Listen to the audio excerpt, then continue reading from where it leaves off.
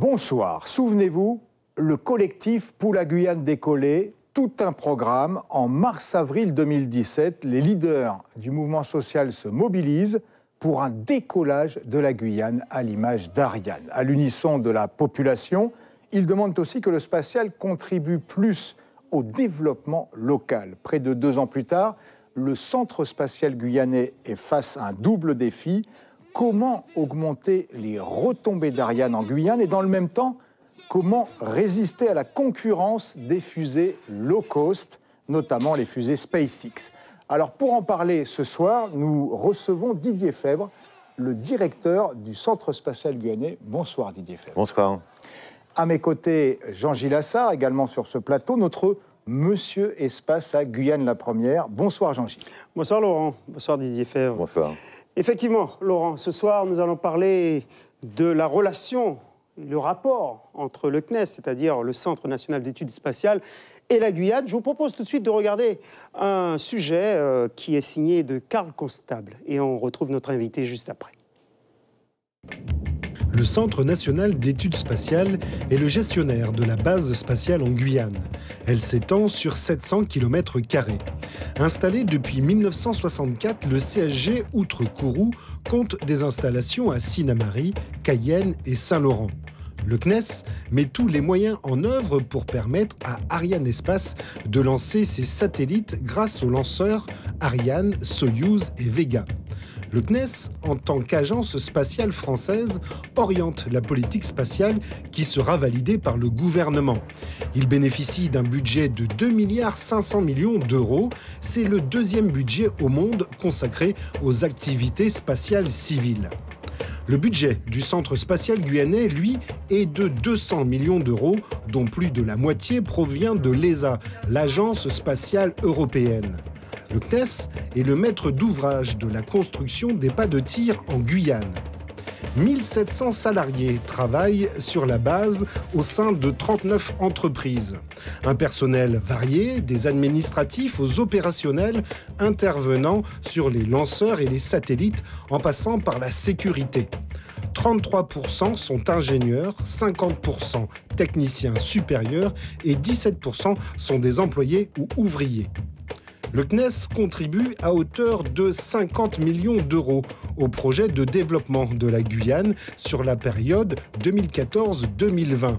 Une aide qui a augmenté de 10 millions suite aux événements de 2017.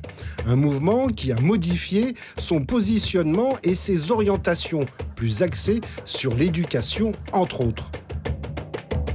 Le CNES subventionne dorénavant toutes les communes à hauteur de 30 000 euros minimum. Si certaines, comme Camopi et Saint-Élie, sont dorénavant soutenues financièrement, d'autres, comme Kourou, ont vu baisser leur dotation.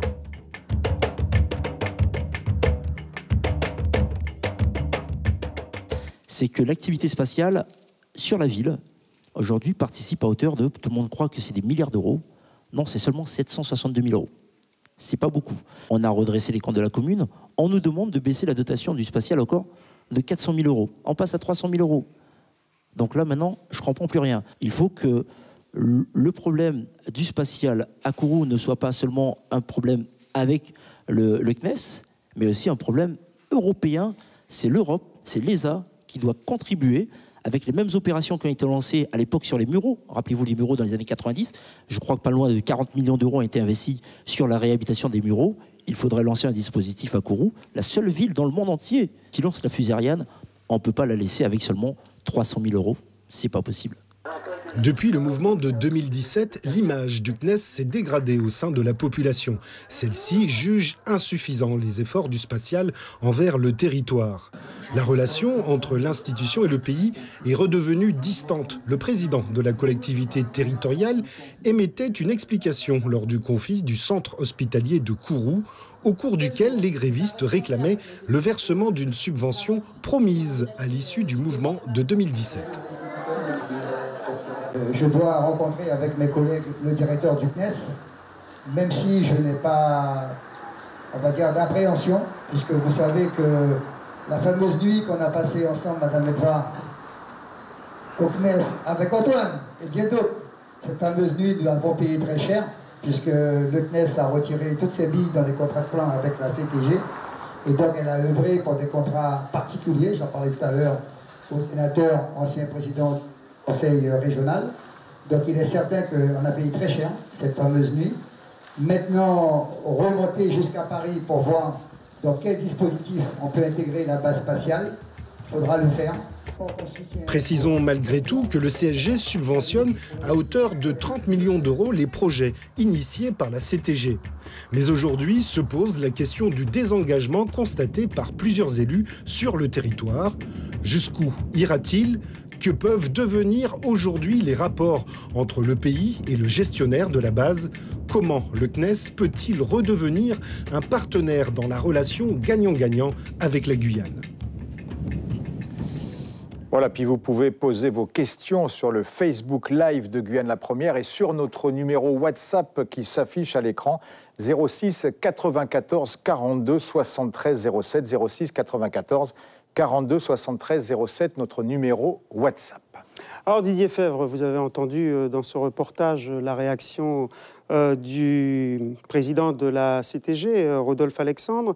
Quelle est votre réponse? Il parle, lui, de représailles de la part du CNES à l'issue de l'occupation de 2017. Alors, bien sûr, il n'y a eu aucune représaille, il n'y a aucune raison d'avoir une représaille parce qu'il n'y a pas eu d'hostilité, je n'en ai pas le souvenir en tout cas, y compris lors de la fameuse nuit du 4 avril, à l'égard du CSG. Je l'ai dit et je l'ai écrit dans notre journal Latitude 5, il n'y a pas eu de revendication particulière vers le spatial lors des événements de mars-avril. Ce qui s'est passé en mars-avril, c'est que le CSG, et c'est certain, est un emblème de la Guyane et un lieu symbolique. La Guyane souffre de sous-développement, tout le monde le sait, et d'ailleurs les événements de mars-avril étaient basés là-dessus, sur les retards dans les infrastructures de santé, de sécurité, d'éducation, tout ce qui est infrastructure économique de ce pays. Le CSG, à mon sens, éclaire ce décalage, ce fossé, puisqu'il est le symbole de la technologie européenne au meilleur niveau mondial, dans un territoire qui est en effet en retard. Alors il y a eu tout de même eu des revendications pour plus d'intervention, plus en tout cas de retombées du spatial. De retombées, oui, d'intervention, je n'en suis pas, je n'ai pas le souvenir. Oui, de retombées. Ouais. De retombées, alors on peut parler des retombées. La Guyane, on a eu la chance d'avoir un rapport excellent fait par l'INSEE, certes sur les données de 2014, mais globalement les données restent valides. Donc l'INSEE a parfaitement fait son étude et a démontré que le CSG reste une locomotive de développement économique avec près de 15% du PIB et crée 4600 emplois directs, ceux qui travaillent au CSG, les 1700 personnes, comme vous le dites dans votre infographie, indirect et induit, c'est-à-dire également le commerce et les services de personnes qui sont donc en Guyane et qui travaillent et vivent en Guyane. Alors, au cours du petit sujet, là, on entend le mot désengagement, et je pense que là, il y a un malentendu.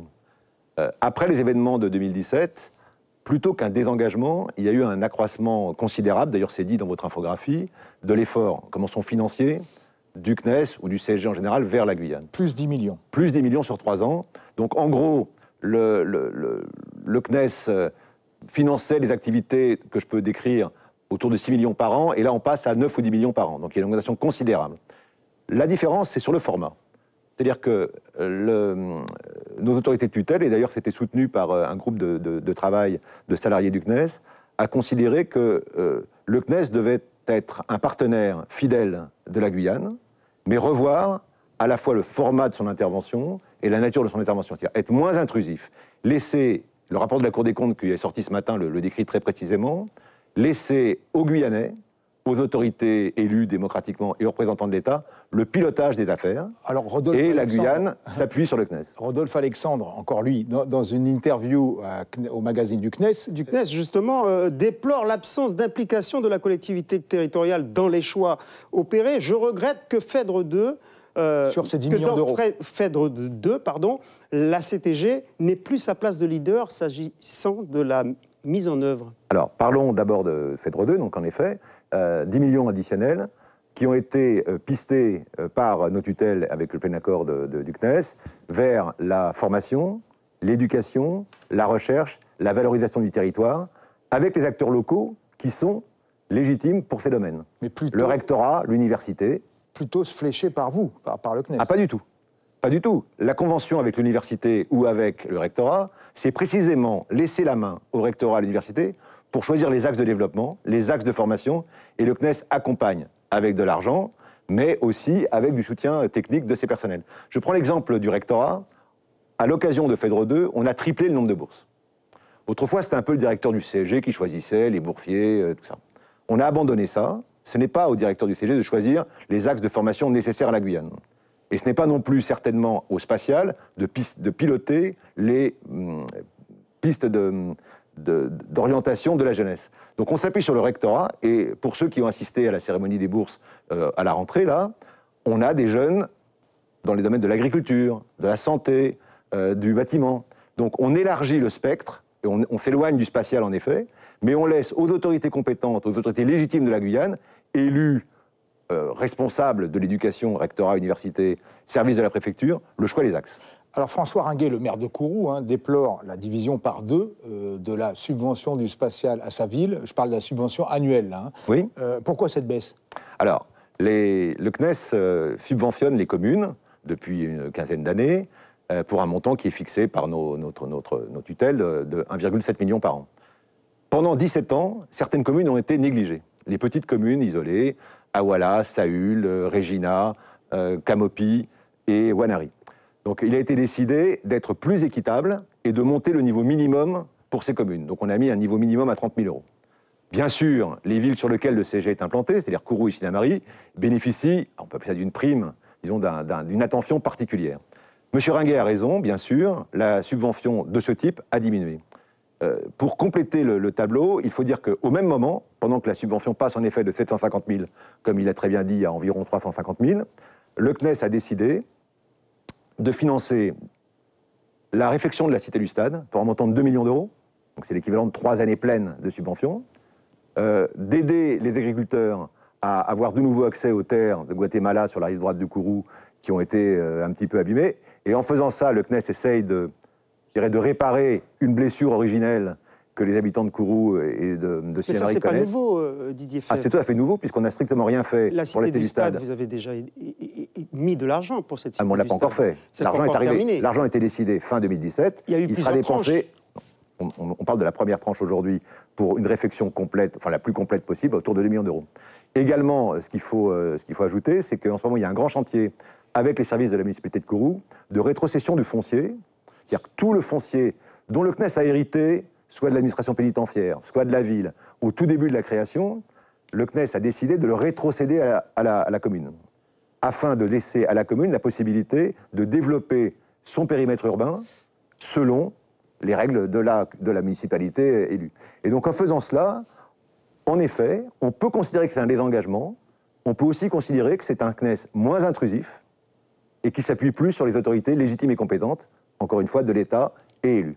Quand même, ça peut s'apparenter aussi à un divorce entre la ville et vous, puisque vous vous désengagez. Bon, vous avez vendu vos parts de la Simco, comme la ville d'ailleurs, mais également vous vous désengagez du CHK. Donc, alors, le désengagement du CHK, c'est une autre affaire. Vu de l'extérieur, vraiment, ça ressemble à du bon, débrouillez-vous. Ah non, pas du tout. Maintenant, parce que la réfection de la Cité du Stade, c'est ponctuel. Une fois que vous l'aurez fait, là, alors que là, on était sur des engagements annuels. C'est quand même 2 millions d'euros. Hein. J'entends bien. Alors, on demande. Alors, on dépense maintenant nos subventions avec, je le répète, moins d'intrusion du CNES dans les choix. Donc, c'est les mairies qui choisissent, selon un règlement d'emploi qui a été partagé avec les municipalités, donc dans les axes de développement économique. Le CNES n'a pas d'action directe dans les choix. On demande un retour sur l'usage de ces fonds, parce qu'évidemment, si ces fonds sont utilisés de façon difficile à justifier, la source, qui est l'argent du contribuable, va se tarir. Donc, on peut considérer que c'est un désengagement, mais je considère qu'au contraire, c'est une plus grande responsabilisation pour des montants qui, je le rappelle, ont augmenté de près de 50% par an vers la Guyane. Pour le centre hospitalier de Kourou, vous nous avez confié qu'il y avait là un obstacle presque réglementaire. Pourquoi aider Kourou plutôt qu'un autre hôpital, puisque l'hôpital est passé du privé au public. Néanmoins, le président du CNES, lors d'une réunion, Jean-Yves Le Gall, a bien dit que si les tutelles, les ministères de la Recherche pour vous et de la Santé, donc pour les hôpitaux, le veulent, alors nous reprendrons ce versement. Bien sûr, nous obéissons à nos tutelles, nous sommes établissements publics. Oui, mais donc, il faut rappeler pas d'obstacle réglementaire en l'espèce.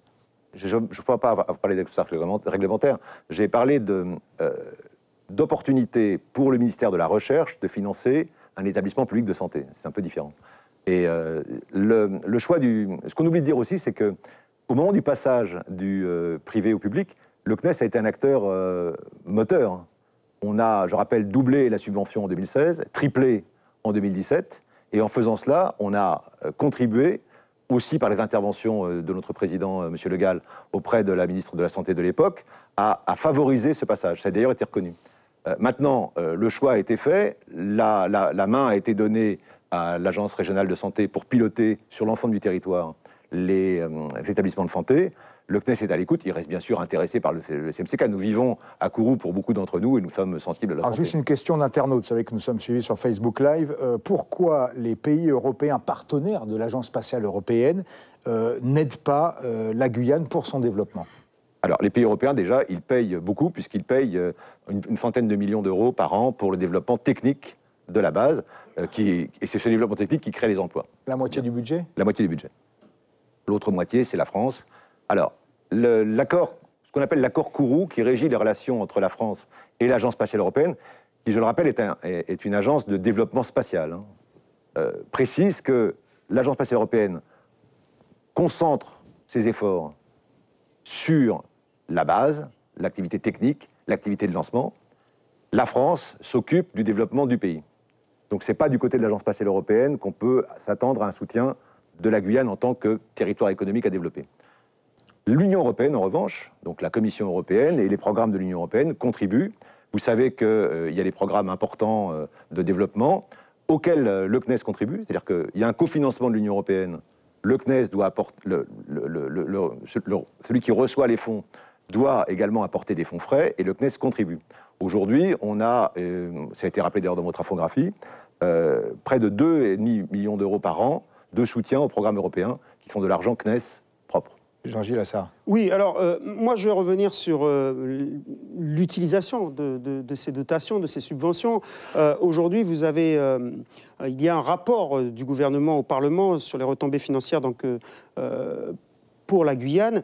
Et on a senti au travers de ce rapport une demande de beaucoup plus de rigueur dans l'utilisation de ces fonds. Alors, oui. Vous avez été jusqu'à demander aux diverses collectivités, et en particulier celles qui percevaient plus de 100 000 euros à l'année, d'instituer un budget annexe.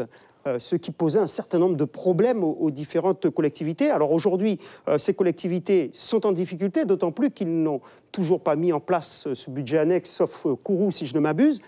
Mais la conséquence, c'est que jusqu'à aujourd'hui, ils n'ont toujours pas perçu, par exemple, la subvention 2018. Alors, cette subvention du CNES, oui. Juste précisons que le budget annexe, c'est typiquement la caisse des écoles, c'est pour Sinamari, par exemple, la gestion de l'eau ou l'assainissement, oui, c'est-à-dire des domaines très précis qui peuvent relever du domaine concurrentiel. Alors, ces mairies nous disent Saint-Laurent, Kourou, Sinamari, qu'il y a finalement une incertitude juridique sur ces budgets annexes et que donc le CNES leur a imposé ou demandé de créer ces budgets annexes et que donc ils ne reçoivent plus la dotation du CNES 2018, de l'année dernière, n'ont pas reçu, parce qu'il y a une incertitude juridique sur ces budgets annexes. Alors, les montants sont protégés, donc il n'y a absolument aucun risque de perdre cet argent. Oui, mais en attendant, c'est pas tombé dans leur caisse. Oui. Et on parle de montant, Jean-Gilles Assard ? Oui, on parle de, par exemple, 350 000 pour Kourou, 152 000 pour Cayenne, 125 000 pour Saint-Laurent. Je crois que pour Kourou, la décision du conseil communal municipal a eu lieu. Donc vous l'avez bien dit. Ah, mais ils n'ont toujours pas touché l'argent pour 2018. Il suffit de faire l'appel de fonds. Le CNES est un excellent payeur en Guyane. Et on nous dit qu'ils attendent que la trésorerie, qu'elle ait joué que le TPG anciennement. Enfin, cette histoire de budget annexe, évidemment, a été validée avec les services de la DGFiP de Guyane. Et vous l'avez très bien dit, M. Assard, c'est pour que la source ne se tarisse pas, il faut assurer celui qui finance, c'est-à-dire le gouvernement et le contribuable, que ces fonds sont utilisés en fonction des objectifs fixés pour que le CNES puisse dépenser ses fonds.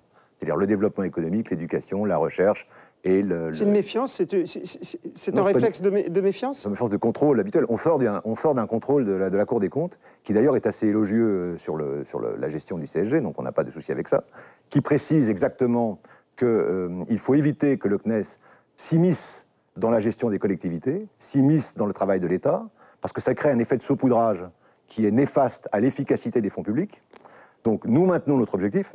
Mieux que ça, je viens de le dire, on augmente les fonds annuels donnés à la Guyane pour son développement. Mais pour s'assurer que ces fonds continuent à être versés par le contribuable à la fin, on nous demande, et je pense que c'est tout à fait légitime, de s'assurer que ces fonds ne vont pas dans le fonctionnement courant des communes, mais vont dans les investissements particuliers dédiés, comme le précise notre règlement d'emploi, au développement économique, social et éducatif. Alors, comme le montre cette infographie concernant donc le rapport du gouvernement sur les retombées financières du Centre spatial guyanais en date de décembre 2017, le CSG finance des actions en faveur de la Guyane, mais ces engagements sont réalisés de manière dispersée, ce qui relève un déficit de pilotage et de concertation. La filière spatiale peut et doit davantage contribuer au développement. Voilà ce qu'indique ce rapport du gouvernement qui fait quelques propositions également pour améliorer un petit peu cette interaction, on va dire. Notamment la création d'une structure associant au plus près les collectivités à la gouvernance de ces fonds, typiquement un GIP, un groupement d'intérêt public, la mise en place d'un fonds de dotation autour d'Arianespace et la création d'une chaire sur le spatial à l'Université de Guyane, financée par le CNES et Arianespace. Alors, sur la critique, vous l'avez dit, moins d'interventionnisme de la part du CNES. On a suivi exactement, et je dois dire que... Mais est-ce qu'il ne reste pas encore un vrai organe de consultation, de concertation à bâtir sur toute la Guyane, entre les autorités du spatial et les communes et la CTG, un peu comme ce qui se fait pour Aéroport de Paris, pour Euro Disney, pour les centrales nucléaires. Il y a eu des efforts faits en France hexagonale. Est-ce qu'il ne reste pas à bâtir ces vrais outils de concertation? Alors, ce sont des exemples qui ont été donnés en effet dans ce rapport, auquel nous avons bien sûr contribué. Premier effort, donc, éviter l'effet saupoudrage et dispersion, l'effet guichet. Et alors, ça peut être interprété comme un désengagement. Moi, je le considère au contraire comme un effort de responsabilisation. Aujourd'hui, on a une instance de concertation qui fonctionne pour les fonds de la Convention État-Région. C'est-à-dire c'est un groupe à 3, CNES, État, service de la préfecture, CTG, qui se réunit régulièrement pour les 4 ou 5 millions par an de dépenses pour les fonds européens et les fonds hors projet européen. Ce qui manque aujourd'hui, c'est un élément plus global, comme le précise le rapport, où on associerait également les communes. On cherche à créer cette instance, on s'appuie sur les services de la préfecture et on souhaite, comme le précise le rapport... Ça existait déjà entre certaines communes, par exemple, que ce soit Sinamari, Kourou... Alors, on avait un comité de pilotage à 2. Pourquoi vous les avez supprimés? Précisément pour... on a... J'ai un peu peur de me répéter, mais précisément, ces comités de pilotage étaient un moyen un peu pour le CNES de valider les projets qui pouvaient lui plaire. Parfois, vous apportiez une certaine expertise. Ah, c'est autre chose. Que certains déplorent aujourd'hui, cette absence d'expertise. Parce que vous avez créé la mission Guyane qui est un organisme qui a longtemps aidé au développement de la Guyane en apportant toutes vos compétences sur le terrain. En apportant de l'ingénierie également, que ce soit, pour le montage de dossier. Exactement, que ce soit, on peut citer par exemple le poste de secours avancé que vous aviez mis en place et qui aujourd'hui malheureusement ne fonctionne plus. D'autres interventions sur le numérique, d'ailleurs, je crois que nous avons une question à ce propos, on y reviendra tout à l'heure. Mais aujourd'hui, pourquoi se désengager aussi à ce niveau-là? Alors, au niveau de l'engagement des compétences d'ingénierie ou de projet, il n'y a aucun désengagement. Il y a un désengagement dans le choix des axes de dépenses publiques, à la fois au niveau de la région, au niveau des communes. Ça, c'est un choix politique. La CTG, oui. De la CTG. Donc on laisse la CTG décider, mais on est un soutien fidèle. Je prends l'exemple du câble transatlantique, pour lequel nous sommes un soutien fidèle de la CTG depuis l'origine. Qu'est-ce que ça veut dire un soutien fidèle? Ça veut dire déjà donner 3 millions d'euros pour la partie qui doit être financée par la région dans le projet européen de liaison entre le Brésil et le Portugal, pour lequel une bretelle vers la Guyane est, je l'espère, en cours de préparation. Ça veut dire aussi intervenir à Paris, donc là c'était plutôt les équipes de notre fonds de Toulouse, pour expliquer pourquoi ce câble est important, pour la Guyane et pour le CSG. Duplication, double source, fiabilisation de nos liaisons. Plus que du lobbying, on a fait des études techniques. Il y avait quelqu'un à Toulouse qui est allé à de nombreuses réunions et il a expliqué pourquoi c'était important. Je pense que ça a dû aider la décision qui est difficile quand même, parce qu'on est dans un domaine un peu compétitif. Et là, on a apporté un soutien fidèle depuis l'origine à la CTG. Alors, une dernière question. Vous avez un petit peu devancé cette question d'un internaute. Pourquoi le CSG ne finance pas le développement numérique de la Guyane? Alors, peut-être plus là sur le territoire, puisque vous avez parlé du soutien à ce projet de câble. Alors, le soutien du câble, il est dès l'origine, et c'est un montant considérable. Alors, sur le territoire, nous ne sommes pas opérateurs de télécommunications, donc on donne de l'argent à la région, et un peu aux communes également, mais qui sont en charge du développement numérique. Le CNES, c'est un établissement public de recherche chargé des affaires spatiales. On aide le développement du numérique, ou par exemple les fameuses zones blanches entre Kourou et Sinamari. Que faisons-nous? De l'argent est disponible dans les programmes européens, dans les programmes auprès de la CTG, et on donne accès, d'une part, au foncier du CNES, puisqu'on possède un très vaste territoire, sans aucun retour financier ou quelconque. Par exemple, à TDF aujourd'hui, si vous êtes sur la route entre Kourou et Sinamari, vous verrez qu'il y a des chantiers pour la construction des pylônes. On donne accès également à notre espèce statistique quand elle est nécessaire, même si ce n'est pas notre cœur de métier de développer des systèmes numériques. Une toute dernière question, parce que le temps qui nous a imparti est terminé. Oui, on arrive à la fin de cette émission. On sait que le mouvement de 2017 a été, on va dire, dévastateur quant à l'image du CNES-CSG. Aujourd'hui, comment vous allez faire pour revenir dans le positif avec la Guyane? Mais moi, je ne partage pas ça. Je pense que, je répète, le mouvement de mars-avril 2017 est un mouvement de la Guyane vers l'État. Le CSG n'a pas été était au cœur des blocages, mais en tant qu'emblème, je pense. Mais on n'a pas été... Il n'y a pas eu de Vous n'êtes pas senti chahuté? Ah ben, en aucune mesure. Vraiment en aucune mesure. Ça nous a permis quand même de réfléchir sur notre position, sur notre pression qui était trop grand. Et je voudrais insister pour conclure peut-être sur le... Bon, on a parlé beaucoup d'argent mais il y a aussi un avantage immatériel à la présence du CSG. Vous m'invitez aujourd'hui, hier nous avions un lancement. À ce lancement assistaient des Indiens, des Saoudiens, des Grecs, des Chypriotes, une délégation de diplomates de Paramaribo. Il y avait l'ambassadeur de France à Paramaribo, il y avait l'ambassadeur des États-Unis à Paramaribo, l'ambassadeur du Brésil à Paramaribo, les représentants de l'UNICEF à Paramaribo. La Guyane, on dit souvent, ça c'est le jargon spatial, c'est la fenêtre de l'Europe vers l'espace. Mais pour la Guyane, le CSG est la fenêtre du monde vers la Guyane. Si vous allez au CSG aujourd'hui, vous verrez les drapeaux de l'Inde, de Chypre, de la Grèce et de l'Arabie Saoudite. Je pense que c'est un immense avantage immatériel. La Guyane souffre d'un déficit d'image. Je pense que le CSG contribue largement à l'amélioration de l'image de la Guyane. Et moi, j'invite tous les Guyanais qui visitent le CSG. C'est un spot touristique. La visite du CSG, son musée, ses îles du Salut, qui sont notre propriété par le hasard de l'histoire. Profitez-en, le monde entier vient en Guyane pour visiter le CSG. Merci Didier Fèvre, directeur du Centre spatial guyanais. Merci Jean-Gilles Assard. C'est la fin de cette émission. Bonne soirée à tous sur notre antenne. Merci.